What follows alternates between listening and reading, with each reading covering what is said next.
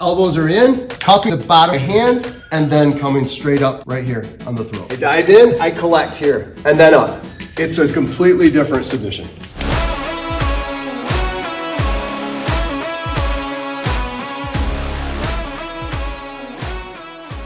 As you guys know, jiu-jitsu, no-gi for me is such a passion because it's probably the closest thing we're gonna get to wearing street apparel.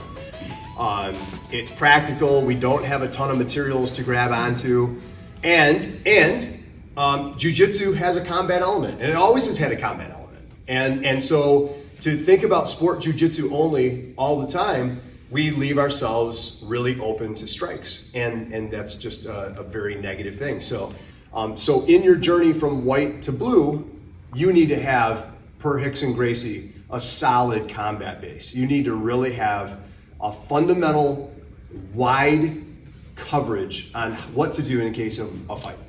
And I think that we're letting you down if we don't have that. So we're gonna take this from a scenario of, again, the brawler coming in.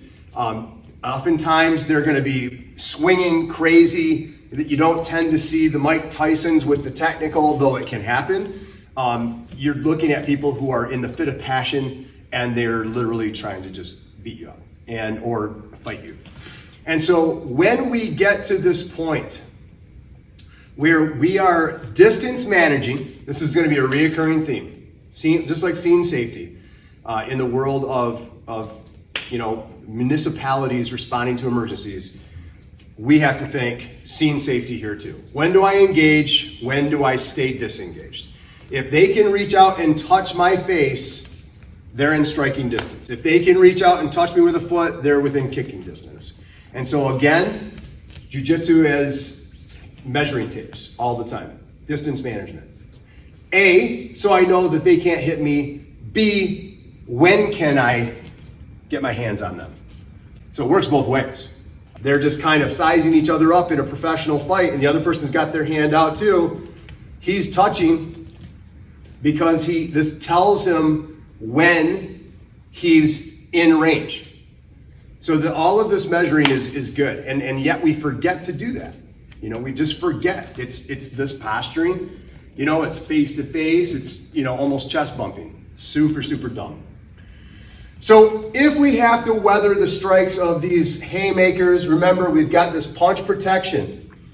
We have to realize too that at this point, we're also within striking distance of the takedown. Single leg, double leg, trip takedown. We talked just Tuesday about the underhooks, single underhook, double underhook.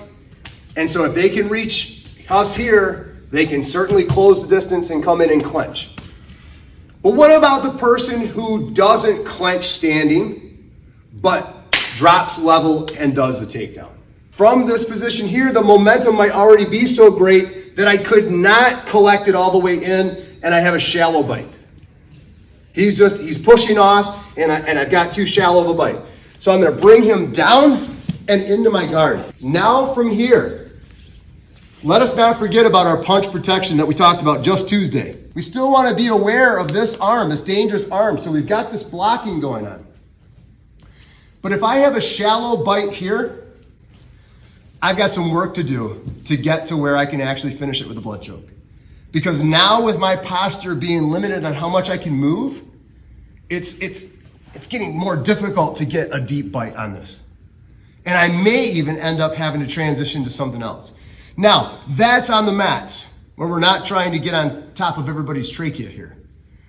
In real life, I can come in, grab my own hand, close up my guard, push away as I extend back. And the motion is this, a traditional guillotine. Elbows are in, cupping the bottom of my hand, and then coming straight up right here on the throat. So ideally, if we're gonna be going for that blood choke, they dive in, I collect here. Notice how I'm diving in, and then up. It's a completely different submission. One is more pain, the other is more blood choke.